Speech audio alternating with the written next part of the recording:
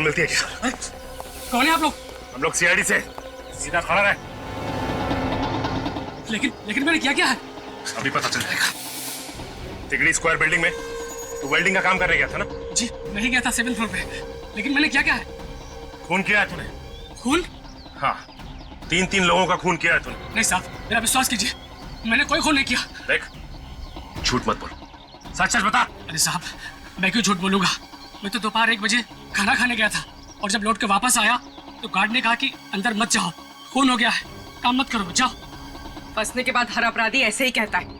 सच तो ये है कि तूने उन तीनों का खून किया और वहाँ से भाग गया। नहीं मैडम, मेरा विश्वास कीजिए, मैंने कोई खून नहीं किया है। फिर एंट्री बुक में बाहर जाने का टाइम क्यों नहीं लिखा? मैं जल्दी में निकल गया था और वैसे भी खाना खाने के बाद वापस काम पे ही आना था, इसीलिए मैंने साइन नहीं किए।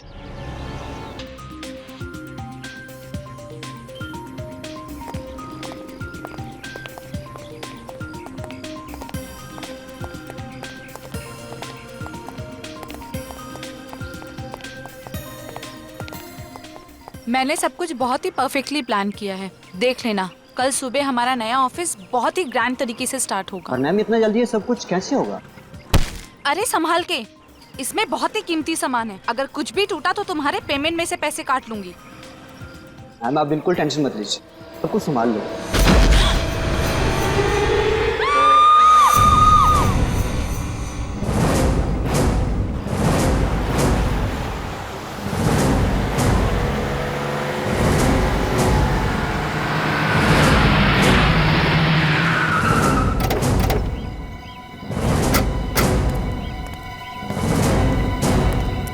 Excuse me, 1 minute.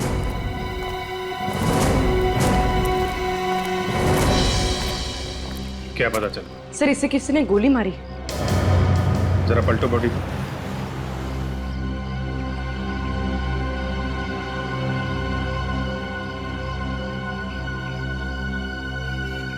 गोली आर पार हो गई है। हाँ सर। किसी ने देखा गोली चलाने वाले को? नहीं सर। अच्छा, गोली की आवाज? नहीं सर, किसी ने आवाज भी नहीं सुनी। गोली चलाने वाले को नहीं देखा, गोली चलने की आवाज नहीं आई, मतलब मारने वाला पूरी तैयारी के साथ आया था, साइलेंसर लगा के मारा है। सर, आदमी ऊपर से गिरा है यहाँ पे। वहां ऊपर से? हाँ सर। किसी ने देखा ऊपर से गिरते हुए? हाँ सर, इन लोगों ने। क्या देखा आप लोगों ने यहाँ पे? सर, मैं यहाँ खड़े होकर अपने असिस्टेंट से बात कर रही थी और अचानक से ये लाश ऊपर से मुंह के बल यहाँ गिरी।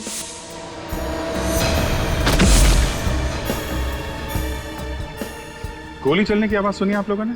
जी नहीं सर। चीखने चिल्लाने की? जी बिल्कुल भी नहीं।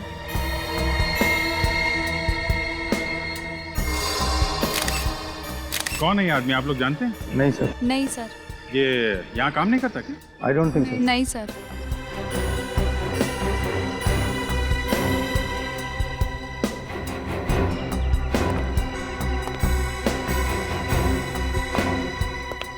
तुम सिक्योरिटी इंचार्ज हो ना यहाँ के? हाँ साहब, मैं ड्यूटी करता हूँ यहाँ। कौन है ये आदमी, कब आया यहाँ? पता नहीं साहब, वो पता नहीं? क्या कर रहे थे यहाँ पे? हाँ? इसकी एंट्री नहीं लिखी क्या? साहब रजिस्टर में एंट्री तो की होगी साहब, लेकिन चेहरा इतना पिचक गया है साहब, पहचानना मुश्किल है साहब। अच्छा, किसी को भागते हुए देखा यहाँ से? नहीं साहब। कोई आईडी वगैरह? सर, आईडी वगैरह तो नहीं है। पैंट के अंदर वाली जेब में ये ड्रग्स का पैकेट है। ड्रग्स का पैकेट? सर ये देखिए।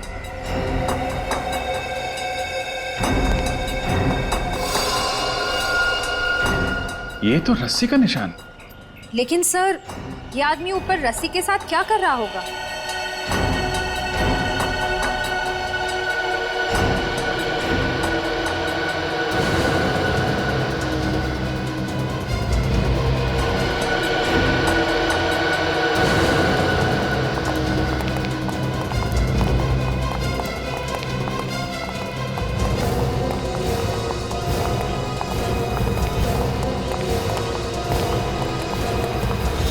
सर, एक और लाश।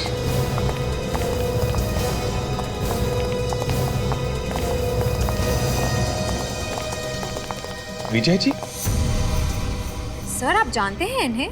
हाँ, ये एक रिटायर्ड पुलिस ऑफिसर, पिछले साल ही रिटायर हुए थे। Retired police officer?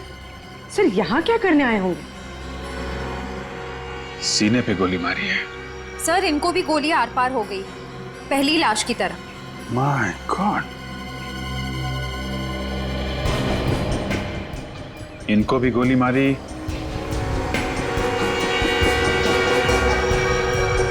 और नीचे जो लाश पड़ी है उसे भी। सर कहीं इन दोनों का आपस में कोई संबंध तो नहीं?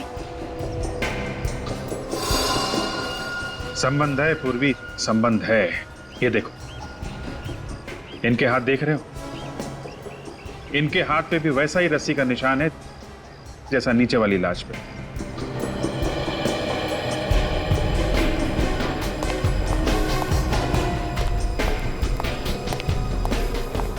सर, लाश फॉरेंसिक भिजवा दी। माय गॉड, क्या हुआ सर? ये सब क्या हो रहा है?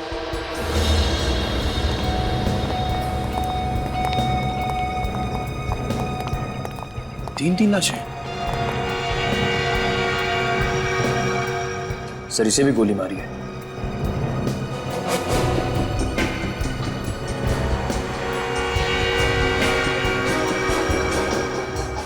सर एग्जिट वोल नहीं है, मतलब सर गोली अभी भी अंदर है। सर बाकी दो को गोली आर पार हो गई है,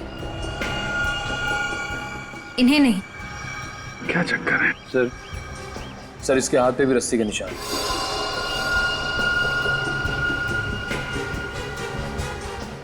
एक बात नोट की तुम लोगों ने?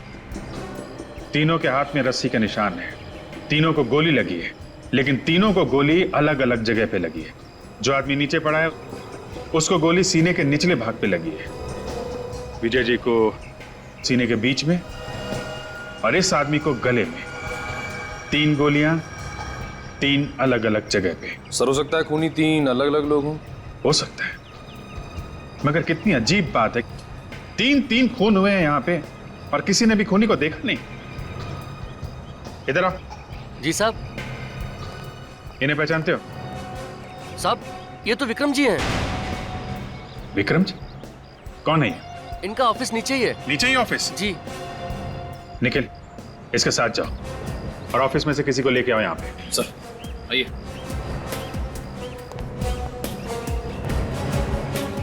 सर एक रिटायर्ड पुलिस ऑफिसर, दूसरा बिजनेसमैन और तीसरे की जेब से हमें ड्रग्स मिले।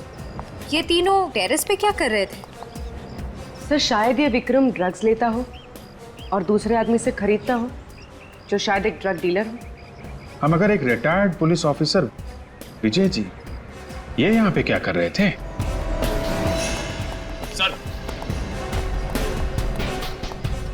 सर ये सुनील जी, विक्रम जी के मैनेजर। किसने मारा इन्हें? सर मुझे खुद भी झटका लगा जब मुझे सिक्योरिटी वाले ने बताया। आज ही ऑफिस आए थे? जी सर, इनफैक्ट विक्रम सर मेरे साथ ही मीटिंग में थे। जब ये आपके साथ मीटिंग में थे तो वो यहाँ कैसे पहुँचे? जी वो तकरीबन 1 बजे सिगरेट पीने के लिए ऊपर आए थे। ये सिगरेट पीने हमेशा यहीं पे आते थे? जी। अच्छा, जब ये निकले थे तो इनके साथ में कोई और आदमी था या अकेले थे? जी नहीं, कोई नहीं था। कोई भी नहीं था? नहीं। सर हो सकता है विक्रम जी ने दोनों को बुलाया हो ऊपर टेरिस पे। हाँ, मगर एक बिजनेसमैन को क्या काम आ पड़ा, एक ड्रग वाले से और एक पुलिस वाले से।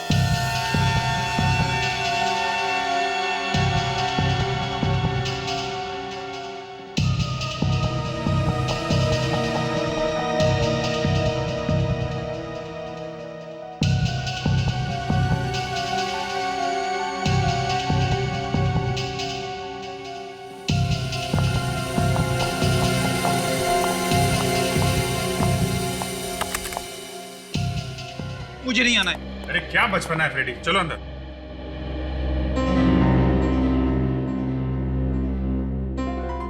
मैं नहीं आऊंगा, मुझे नहीं आना है। अरे नाराज होने से क्या फायदा है यार। बात कर लेते हैं डॉक्टर साहब से। क्या हुआ? आज फ्रेडी सर के मिजाज क्यों खराब है? अब क्या बताऊं तारिका जी, ये डॉक्टर साहब, इनकी वजह से हो रहा है सब। क्या डॉक्टर साहब, क्या कह दिया आपने? फ्रेडी को अंदर आने के लिए तैयार नहीं है। कमाल करते हो यार, मैंने क्या कह दिया भाई? ए फ्रेडी, यहाँ इधर इधर, कम कम।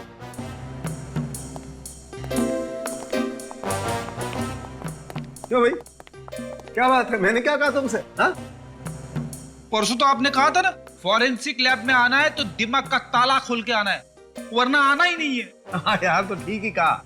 अरे तुम लैब में आते ही इतने टेढ़े मेढ़े सवाल करने लगते हो तो कहना तो पड़ेगा, इसमें नाराज क्यों होते हो यार? अरे जाने दीजिए डॉक्टर साहब, कभी कभी ऐसे केस आ जाते हैं कि दिमाग में टेढ़े मेढ़े सवाल उठने लगते हैं।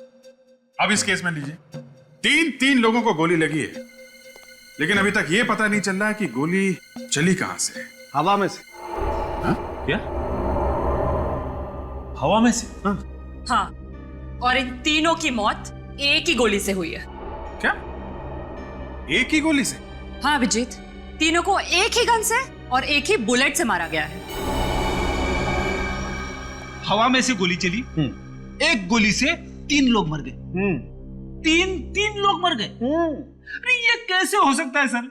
फिर आप कहेंगे कि फ्रेडी टेढ़े मेढ़े सवाल पूछता रहता है। अरे नहीं फ्रेडी, एक बार तो वाकई इस सवाल ने मेरी भी खोपड़ी घुमा दी थी, लेकिन बाद में दिमाग लगाया और घाव को अच्छी तरह से देखा तो समझ में आया। घाव देख के? क्या क्या समझ में आया? हमें भी तो समझाइए। मैं बताता हूँ। ये देखो, इसके घाव को देखो। इस आदमी को गोली यहाँ सीने पर लगी है। वो तो साफ दिखाई दे रहा है। अरे यार, पहले पूरी बात सुन लेनी चाहिए सचिन। हाँ, अगर ये दिखाई दे रहा है तो ये भी तो दिखाई दे रहा होगा कि इसे यहाँ सीने से काफी ऊपर गोली लगी। और ये देखो, इस आदमी को गोली गर्दन पर लगी। तो ये अभिजीत, ये तीनों लोग एक ही लाइन में खड़े हुए थे, आगे पीछे। और ये पहला वाला आदमी खूनी से करीब 1.5 से 2 फीट की दूरी पर था और खूनी ने गोली नीचे से चलाई, यूं। लो, फिर से बम फोड़ दिया। अरे डॉक्टर साहब, मेरा नहीं, फ्रेडी का तो ख्याल करो। साफ साफ बताओ, कहना क्या चाहते हो? मैं जो कहना चाहता हूं वो आप लोगों को दिखाता हूं। आइए फ्रेडी, आजा।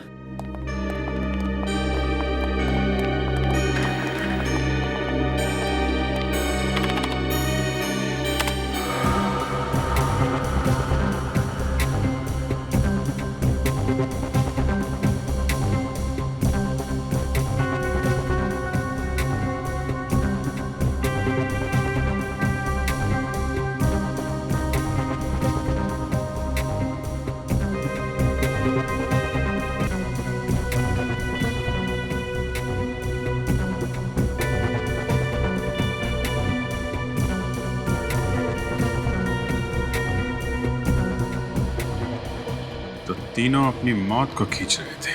सर, मेरी समझ में ये नहीं आ रहा है कि उन तीनों मरने वालों का आपस में कनेक्शन क्या है? फ्रेडी एक एक्स पुलिस ऑफिसर विजय है, दूसरा बिजनेसमैन विक्रम, और तीसरा वो आदमी जिसके पास से हमें ड्रग्स मिले थे। तीनों के तीनों एक साथ उस बिल्डिंग के छत पर थे। क्यों? कोई ना कोई कनेक्शन तो जरूर होगा ना उस तीनों के बीच में, इसीलिए तो वहां उस छत पर थे एक साथ। सर, ड्रग्स का चक्कर हो सकता है, शायद वहां कोई ड्रग डील हो रही हो। अगर ऐसा है तो फिर वो एक्स पुलिस ऑफिसर वहां पे कर क्या रहा था? हो सकता है वो एक्स पुलिस ऑफिसर उस ड्रग का गैंग मेंबर, या फिर ये भी हो सकता है कि वो किसी का पीछा कर रहा हो। लेकिन हमें पता लगाना चाहिए उस तीसरे आदमी का। वो तीसरा आदमी जिसके पास से वो ड्रग्स मिले थे, वो कौन है? मगर सर, उन तीनों को इतनी प्लानिंग करके मारा किसने होगा? मारा जिसने भी हो, पर वो वहां शायद सिर्फ एक को मारने आया होगा और बाकी के दोनों बस गेहूं में घुन की तरह पिस गए। हाँ रजत, हो भी सकता है और नहीं भी, लेकिन एक बात पक्की है कि उन तीनों के हाथों पर रस्सी के निशान थे, रस्सी के। तीनों के तीनों करने क्या गए थे रस्सी के साथ बिल्डिंग के छत पर? चक्कर क्या है रस्सी का? एक बात और, विक्रम के मैनेजर ने हमने बताया था कि उसने कभी भी विक्रम के मुंह से विजय का नाम नहीं सुना था। मतलब विक्रम विजय को जानता नहीं था, है ना?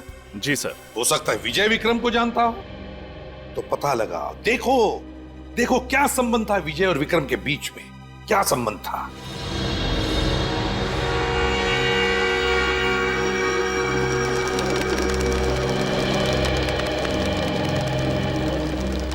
डॉक्टर सारुंखे ने बताया था कि पहले आदमी को खूनी ने 2-3 फीट की दूरी से गोली मारी है, और वो भी नीचे के एंगल से। पहले आदमी को सीने पे लगी, दूसरे को सीने पे ऊपर, और तीसरे को गले में लगी। इसका मतलब खूनी यहां से बाहर लटक रहा था। पर सर कोई ऐसे हवा में से गोली कैसे चला सकता है? पूर्वी उन तीनों के हाथ में रस्सी के निशान थे, तो शायद उन तीनों ने ये रस्सी पकड़ी होगी और खूनी उसी रस्सी के दूसरे सिरे पे नीचे लटका होगा। और सर खूनी रस्सी से लटका क्यों होगा? और अगर लटका था तो वो तीनों रस्सी खींच क्यों रहे थे? उसकी मदद क्यों कर रहे थे? शायद उन्हें मालूम नहीं होगा कि नीचे लटका हुआ आदमी खूनी है और उनकी जान लेने वाला है। उसने मदद मांगने के बहाने से इन तीनों को यहाँ बुलाया और नीचे लटक के उनको गोली मार दी। लेकिन सर उसने बिल्डिंग से लटकने के लिए वजह क्या बताई होगी? बिल्डिंग से बाहर लटकने की क्या वजह हो सकती है? बिल्डिंग से कौन आदमी बाहर निकले? वही जो साफ सफाई का काम कर रहा हो, बिल्डिंग का काम कर रहा हो, या फिर पेंटिंग का काम कर रहा हो। शोभा जी, क्या विजय जी किसी बात को लेकर परेशान थे? जी ऐसी तो कोई बात नहीं है, हाँ मगर अपने पुराने केस को लेकर थोड़ा एक्साइटेड थे। एक्साइट थे? किस केस को लेकर? जी ये तो मुझे पता नहीं है, क्योंकि काम की बातें वो मेरे साथ डिस्कस नहीं करते थे। जी विजय जी किसी विक्रम नाम के आदमी को जानते थे? ये नाम तो मैंने उनके मुंह से कभी नहीं सुना। कल घर से निकलने से पहले उन्होंने कुछ कहा था आपको, या फिर बताया हो कि वो कहाँ जा रहे हैं? जी बताया तो कुछ नहीं, लेकिन हाँ निकलने से पहले एक फोन आया था। फोन मोबाइल पे आया था या लैंडलाइन पे? जी वो लैंडलाइन पर। ये फोन कितने बजे आया होगा? यही 12 साढ़े 12 के करीब। फ्रेडी चेक करो, देखो 12 से 12:30 के बीच किस नंबर से फोन आया था।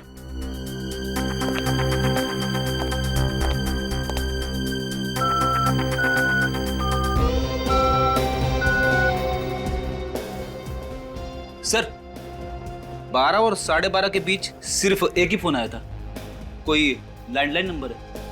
फोन करो उस लैंडलाइन पे, देखो कहाँ का नंबर है। यस।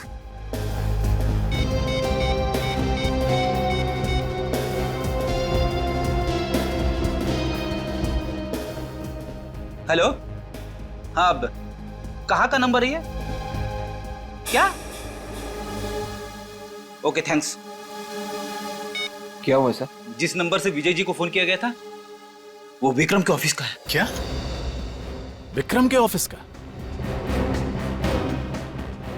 विक्रम के ऑफिस से किसने फोन किया होगा और क्यों? अरे सुनो। सलाम साहब। सलाम। अच्छा इस बिल्डिंग में कल कुछ काम चला था, पेंटिंग का, वेल्डिंग का या साफ सफाई का? हाँ साहब, वेल्डिंग का काम चल रहा था। कहाँ पर? 7वें माले पर विक्रम जी का ऑफिस है ना, उसके विंडो के बाहर काम चल रहा था। अच्छा ये वेल्डर छत से लटक के काम कर रहा था? हाँ साहब, लटक के काम कर रहा था। नाम क्या है उसका? रहता कहाँ है? सर पता नहीं किसने फोन किया, हम तो किसी विजय नाम के आदमी को जानते भी नहीं है। शायद विक्रम ने फोन किया हो। मगर विक्रम सर क्यों फोन करेंगे जब वो किसी विजय नाम के आदमी को जानते ही नहीं थे? हेलो सर, मैं रोहित, विक्रम का छोटा भाई। मिस्टर रोहित, आपके भाई विक्रम ने कभी आपके सामने विजय नाम के किसी आदमी का जिक्र किया था? नहीं सर, बिल्कुल नहीं। आपका भाई ड्रग्स लेता था? ड्रग्स तो लेता था सर, लेकिन ये बात 1 साल पुरानी है। 1 साल पुरानी बात? मतलब? दरअसल 1 साल पहले एक हादसे की वजह से भाई ने ड्रग्स लेना छोड़ दिया था। हादसा? कैसा हादसा? एक प्लेन क्रैश हुआ था और उसमें भाई भी था। किस्मत अच्छी थी कि उसमें से 2 लोग बच निकले, एक भाई और एक औरत। एक्चुअली सर, जिंदगी ने विक्रम सर को एक और मौका दिया। वो ये मौका हाथ से गंवाना नहीं चाहते थे, इसलिए उन्होंने शराब और ड्रग्स को हमेशा हमेशा के लिए छोड़ दिया था। अगर विक्रम सचमुच में बदल गया था, उसने ड्रग्स भी छोड़ दी थी, तो वो ड्रग्स वाले आदमी के साथ छत पे क्या कर रहा था?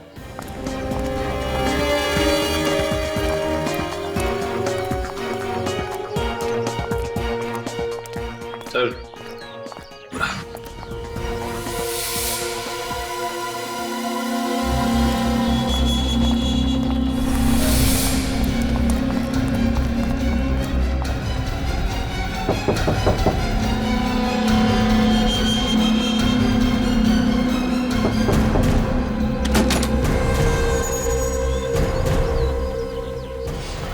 सीधा खड़ा। क्या कर रहे हैं? देखो अंदर गन मिलती है क्या? कौन है आप लोग? हम लोग सीआईडी से। सीधा खड़ा रहे। लेकिन मैंने क्या है? अभी पता चल जाएगा। तिगड़ी स्क्वायर बिल्डिंग में तू वेल्डिंग का काम करने गया था ना? जी, मैं ही गया था 7th फ्लोर पे। लेकिन मैंने क्या है? खून किया है तूने। खून?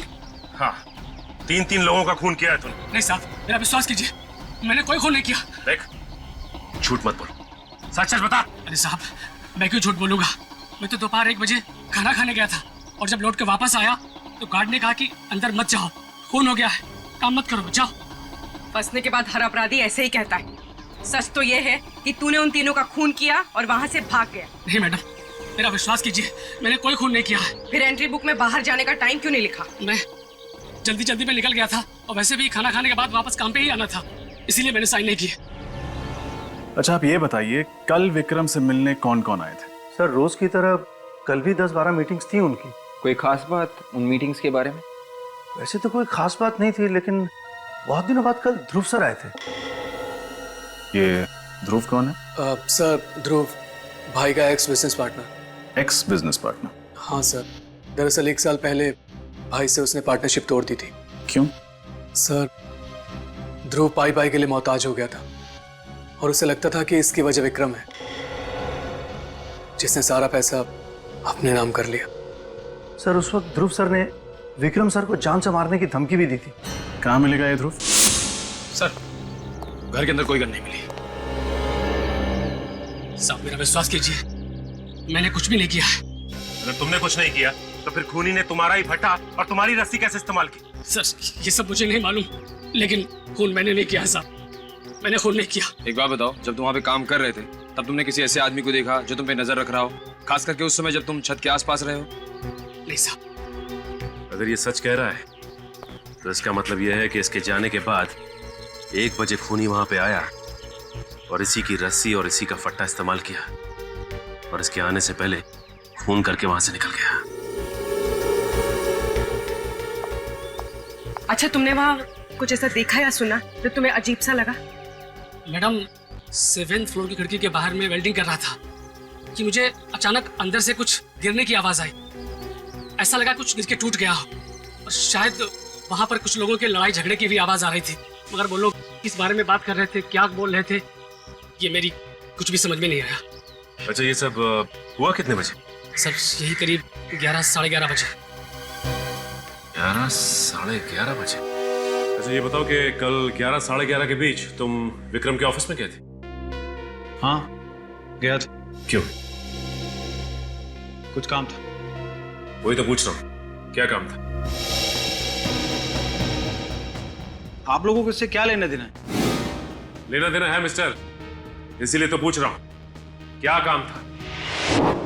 आप लोग तो दादागिरी कर रहे हैं मेरे साथ। ये दादागिरी नहीं मिस्टर ध्रुव, शराफत से पूछ रहे हैं, बता दीजिए। कुछ पर्सनल काम था। देखिए, ये घुमा फिरा के बातें करना बंद कीजिए और शराफत से वो बताइए जो हम पूछ रहे हैं, क्योंकि अगर हम दादागिरी पे उतर आए ना तो तोते की तरह बोलना शुरू कर देंगे आप।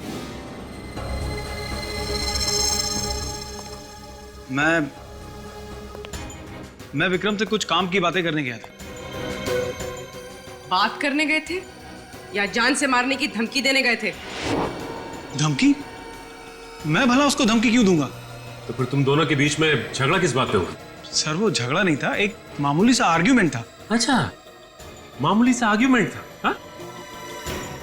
ये तो काफी महान इंसान मालूम होता है। आपके लिए चीखना, चिल्लाना, चीजों को तोड़ देना, ये सब एक छोटी सी आर्ग्यूमेंट। मैं सच कह रहा हूँ, मेरा यकीन कीजिए, हमारी बहस जरूर हुई थी, लेकिन उसके बाद सुलह भी हो गई थी। सुलह नहीं हुई थी, बल्कि उस मामूली कहासुनी के बाद तुमने उसका खून कर दिया। देखिए मैडम, मैं मानता हूँ कि मेरा विक्रम के साथ आर्गुमेंट हुआ था और मैंने गुस्से में वाद भी तोड़ा था, लेकिन इसका मतलब ये तो नहीं कि मैं उसका खून कर दूंगा। फिर किसने किया खून? मुझे नहीं मालूम सर, विक्रम मेरा दोस्त था, मैं भला उसका खून क्यों करूंगा? दोस्त? मगर विक्रम के साथ तुम्हारी पार्टनरशिप टूटे हुए 1-1.5 साल हो गए ना, और तुमने कसम भी खाई थी कि तुम उससे बर्बाद कर दोगे। वाह, क्या दोस्ती है। लेकिन वो तो काफी पुरानी बात है और कभी गुस्से में कह दिया होगा। तो फिर तुम्हारी विक्रम के साथ कहासुनी किस बात पे हो गई थी? सर, मैं विक्रम के ऑफिस अपना कंपनसेशन लेने गया था, जो कि मुझे हर कीमत पर चाहिए था। मगर क्या? मगर सर, विक्रम ने कंपनसेशन देने के लिए साफ इनकार कर दिया। उल्टा वो तो मुझे अपने ऑफिस से बाहर निकालने की बात करने लगा। फिर क्या हुआ? फिर सर, मैंने विक्रम को उसके किए हुए सारे फ्रॉड याद दिलाए। वो तुरंत मेरे सारे नुकसान की भरपाई करने को तैयार हो गया। भरपाई करने को तैयार हो गया? हाँ सर, उसने चेक भी काट के दिया मुझे। चेक दिखा। हाँ सर। सर, इससे पहले मैंने कई बार विक्रम को उसके फ्रॉड की याद दिलाई, लेकिन हमेशा वो पैसे देने में आनाकानी करता रहा। फिर इस बार कैसे उसने चेक काट कर दे दिया? सर, मैं खुद भी बड़ा हैरान हूं कि ये सब कैसे हो गया। कहीं विक्रम बदल तो नहीं गया? ये देखिए सर, विक्रम के साइन भी है। ये भी तो हो सकता है कि ये चेक तुमने विक्रम से जबरदस्ती लिया। सर, अगर जबरदस्ती करनी होती तो काफी पहले कर चुका होता। अच्छा, कल दोपहर 1 से 2 बजे के बीच में तुम कहाँ थे? मैं एक बिजनेस मीटिंग में था। आप चाहें तो पूछ सकते हैं। वो तो हम पूछ ही लेंगे, लेकिन आप ये बताइए कि आपने विक्रम के आसपास ऐसा कुछ देखा या सुना जो अजीब सा लगा? हाँ सर, मैं जब विक्रम के ऑफिस से बाहर निकल रहा था तो मैंने विक्रम को किसी से फोन पे बात करते हुए सुना था। क्या बात कर रहा था?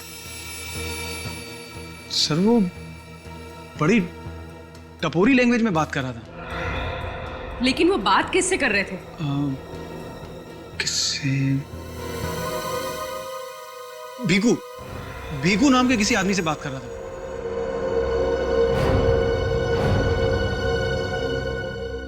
भीकू? सर, मैंने ध्रुव का बयान क्रॉस चेक किया, वो सच कह रहा है। 1 और 2 बजे के बीच में वो अपने ऑफिस में एक बिजनेस मीटिंग ही अटेंड कर रहा था। मतलब विक्रम का जब खून हुआ तब ध्रुव अपने ऑफिस में बिजनेस मीटिंग अटेंड कर रहा था, तो फिर विक्रम का खून किया किसने? जबकि ध्रुव के अलावा विक्रम का कोई दुश्मन था ही नहीं। सर। आर्यन, क्या पता चला भीकू के बारे में? सर, ये भीकू कुछ साल पहले तक अपने एरिया का मंझा हुआ गुंडा था, छोटे मोटे क्राइम्स करता था, लेकिन पिछले कुछ साल से वो ड्रग सप्लाई करने लगा था और सिर्फ अमीर लोगों को अपने ड्रग्स बेचता था। अच्छा, एक और ड्रग डीलर? सर, जब मैंने भीकू की सारी डिटेल्स निकाली तो मुझे एक झटका लगा। कैसा झटका? सर, भीकू के फिंगरप्रिंट्स उस तीसरी लाश से मैच करते हैं। वो लाश जिसके पॉकेट में हमें ड्रग्स मिले।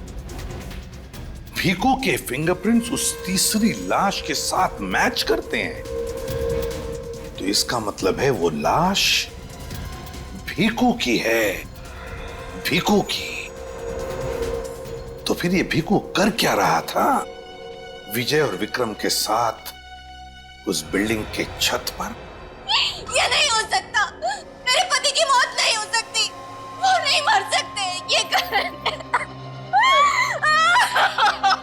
देखिए, संभालिए अपने आप को, हिम्मत रखिए। ये लीजिए, पानी पीजिए।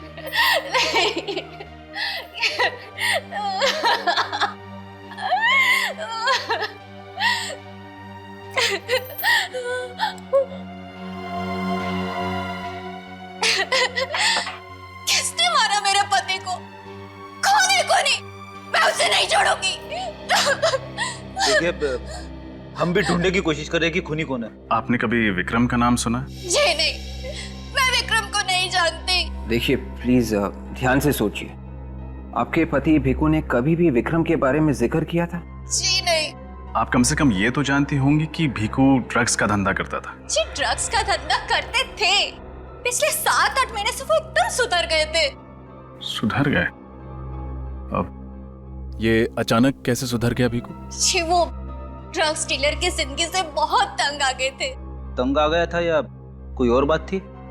जी वो तो मैं नहीं जानती कि कोई और बात थी या नहीं, मगर उन्होंने मुझसे कहा था कि अब हमें ये सब करने की कोई जरूरत नहीं है, इसलिए। क्यों?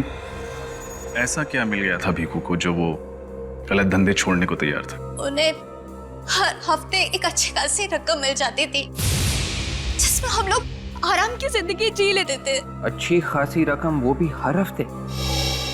कहाँ से आते थे ये पैसे? जी वो मुझे नहीं मालूम, पर वो हर हफ्ते एक पैसों का पैकेट लेकर आते थे। पैसों का पैकेट? ये पैकेट होंगे आपके पास? जी। जरा दिखाएंगे कैसे हैं ये पैकेट? जी। भीखू जैसे आदमी को अचानक इतने सारे पैसे मिलना, कहीं ऐसा तो नहीं कि उसने ड्रग्स का धंधा छोड़ के कोई और गलत काम शुरू कर दिया हो सकता है विवेक। चोर चोरी से जाए, हेरा फेरी से नहीं।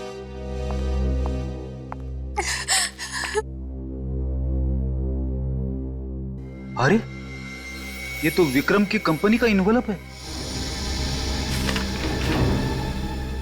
मतलब भीखू को पैसे विक्रम देता था, मगर क्यों?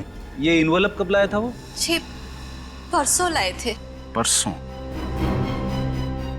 एक काम करते हैं, इन नोटों की गड्डियों पर उंगलियों के निशान होंगे, उनसे पता चल जाएगा कि ये पैसे विक्रम ने दिए थे या किसी और ने।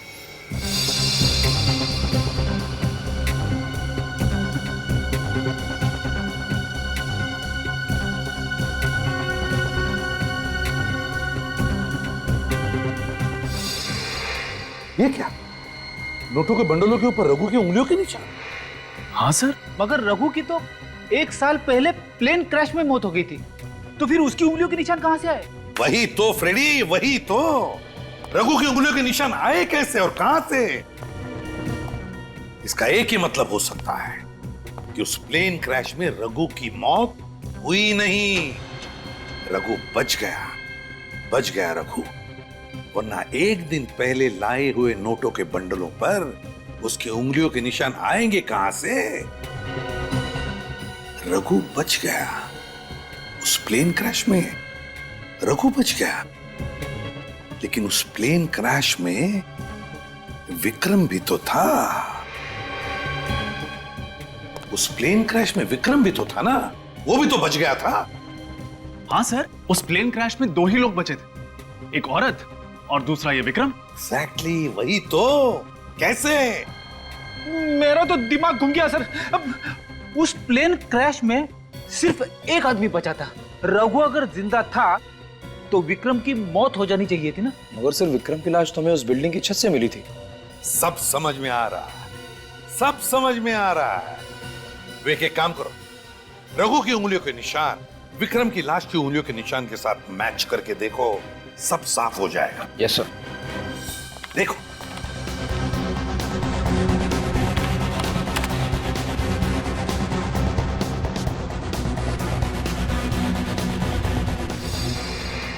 Sir perfect match.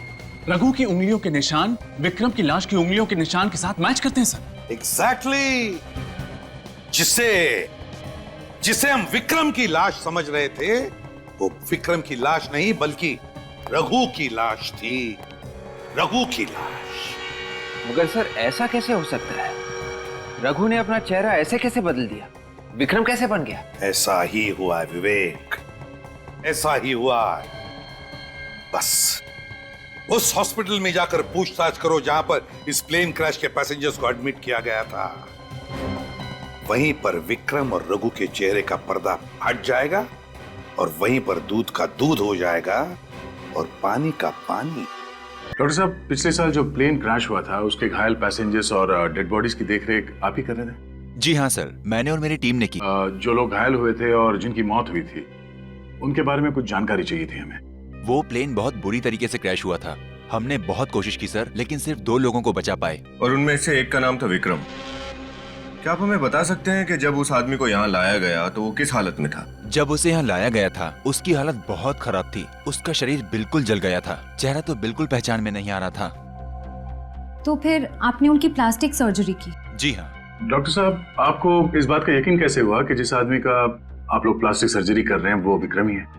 हो सकता है वो कोई और था जिसे आप लोग विक्रम समझे। उस क्रैश के वक्त यहाँ पर 100 से ज्यादा लोगों को लाया गया था और सबकी हालत बहुत खराब थी और हमारे पास टाइम कम था, इसलिए हमने पेशेंट की पहचान उनके सीट नंबर से की। उसी से पता चला कि वो विक्रम है और उसकी तस्वीर की मदद से उसका चेहरा ठीक किया। जानकारी के लिए बहुत बहुत शुक्रिया। Thank you doctor. You welcome. Sir एक बात समझ नहीं आई, रघु को विक्रम का चेहरा तो मिल गया लेकिन उसके घर वालों ने उसके हाव भाव, उसकी आदतों से कभी पहचाना नहीं कि विक्रम नहीं कोई और है। हो सकता है रघु विक्रम को अच्छी तरह से जानता हो, इसलिए बड़ी आसानी से उसका हमशक्ल बन के उसकी जिंदगी जीने लगा। हमें यह पता करना चाहिए कि रघु और विक्रम इन दोनों का आपस में क्या कनेक्शन था।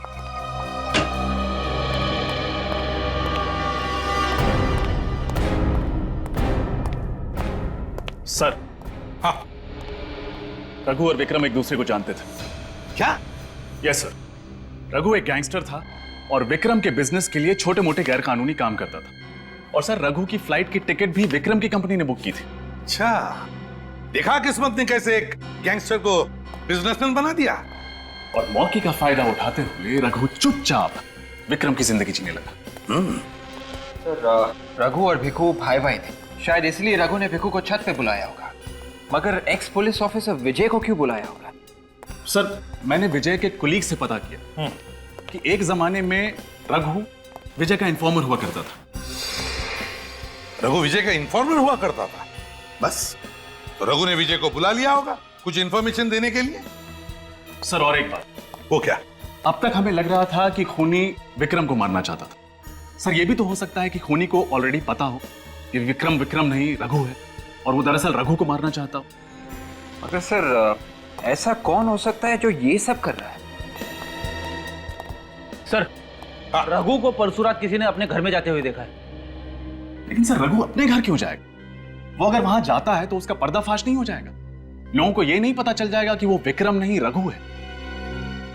रजत, जरूर इस रघु के घर में कोई ऐसी चीज छुपी हुई है जिसे मिलते ही रघु का पर्दाफाश हो सकता है। लेकिन क्या हो सकती है वो चीज?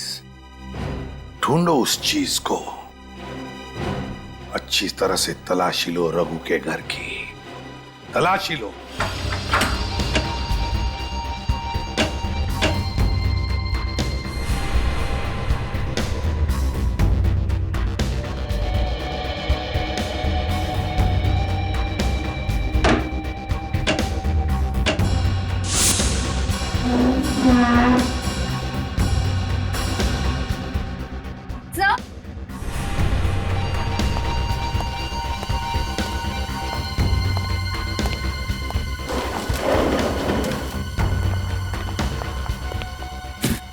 सर इतने बड़े पैकेज में क्या हो सकता है? खोल के देखते हैं।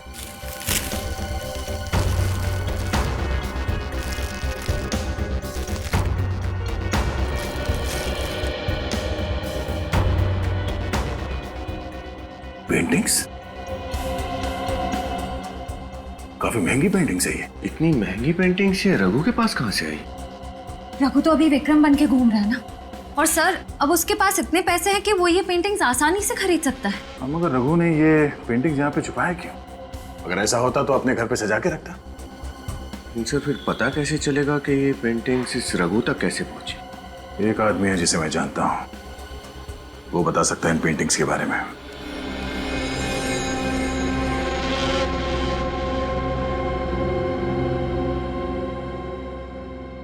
ये देखो, रॉक्को, एक बहुत ही महान इटालियन पेंटर जिसने ये पेंटिंग बनाई। अरे वाह सर, मुझे पता नहीं था आपकी पेंटिंग्स में इतनी दिलचस्पी है। हाँ, जब कभी टाइम मिल जाता है। वैसे ऐसा होता बहुत कम है, मेरे भी हॉबीज हैं। दया के पेंटिंग में इंटरेस्ट लेने का श्रेय थोड़ा बहुत मुझे भी जाता है। नमस्ते। नमस्ते। ये संजीव जी हैं, world art expert. Sanjeev ji, यही है वो पेंटिंग जिसके बारे में मैंने आपसे बात की। हाँ, ये तो बड़ी कीमती पेंटिंग्स है। इसको रशिया के पेंटर मैरोसामा ने बनाई थी। इनकी कीमत तो करोड़ों में है।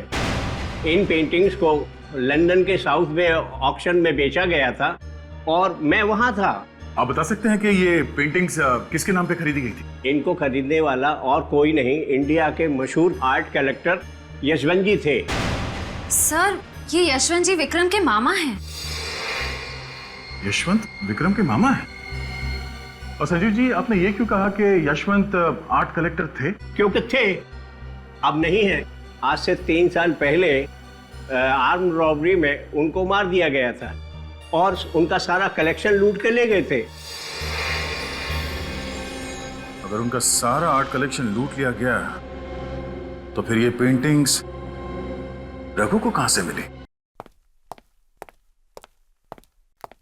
सर, विक्रम के चाचा यशवंत के घर से जो पेंटिंग चोरी हुई थी, उनका मर्डर हुआ था, उस केस की file.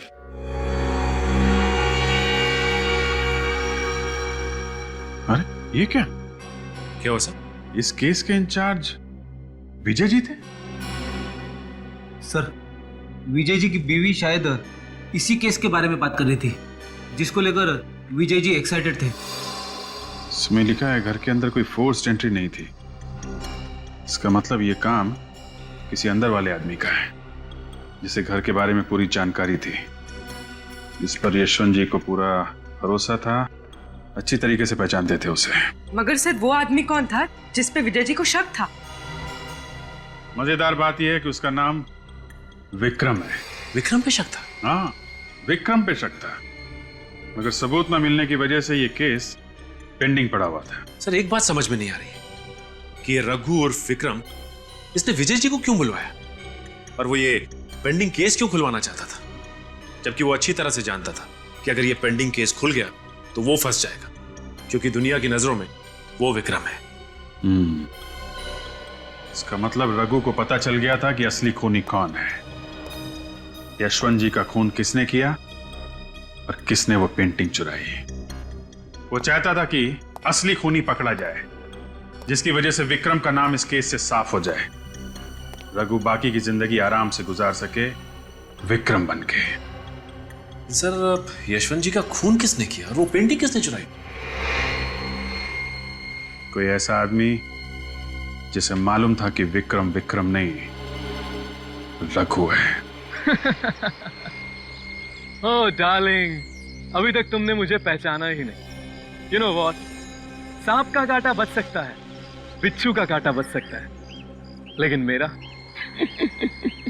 You just don't worry, तुम्हें घबराने की कोई जरूरत नहीं। और फिर तुम तो जान हो हमारी, सारे रास्ते साफ हो चुके हैं और अब जल्द ही तुम हमारी दुल्हन बनोगी और इस सारी जायदाद। सर, आप यहाँ? हाँ, वो शादी का तोहफा देना था। तोहफा? कैसा तोहफा सर? खुद ही देख लो। सर, ये तो वही पेंटिंग है जो मेरे मामा यशवंत के घर से चोरी हुई थी। हाँ, रघु के घर से मिली, उसी ने चुराई थी। Thank you sir. सर, मेरे भाई के कातिल का पता चला? हाँ, पता चल भी गया है और नहीं भी। मतलब ये कि हम जानते हैं खूनी कौन है, पर हम चाहते हैं कि वो खुद ही सब कुछ उगल दे। कौन है सर? किसने मारा मेरे भाई को? शायद तुम। मैं भला अपने भाई का खून क्यों करूंगा सर? भाई को नहीं, रघु को तो मार ही सकते हो ना। अपने अंकल यशवंत को मार सकते हो।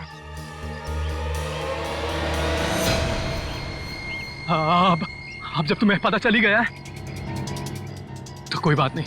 पागलपन छोड़ो, गन नीचे करो। मैं खुद को गोली मार लूंगा। ठीक है, तुझे मरने का इतना ही शौक है तो मार ले अपने आप को गोली। हाँ, वैसे भी तुझे फांसी तो चढ़ना ही है, 4 खून किया तुमने। मार गोली अपने।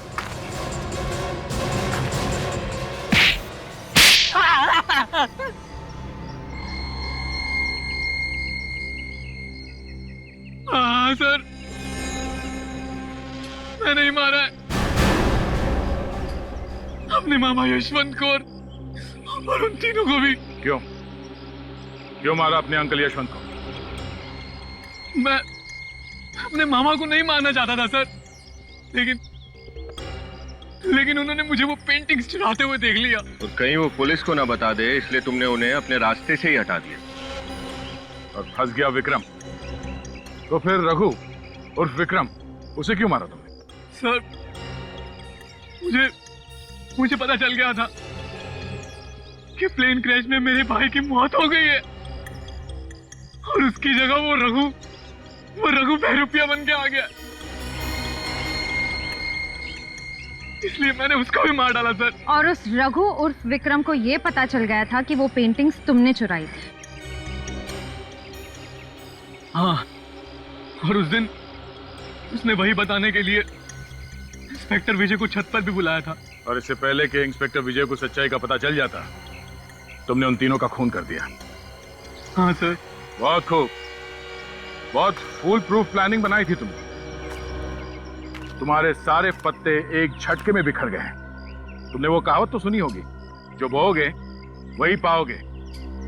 जिस रस्सी के सहारे तुमने उन तीनों का खून कर दिया, वही रस्सी तुम्हारे फांसी का फंदा बनेगी।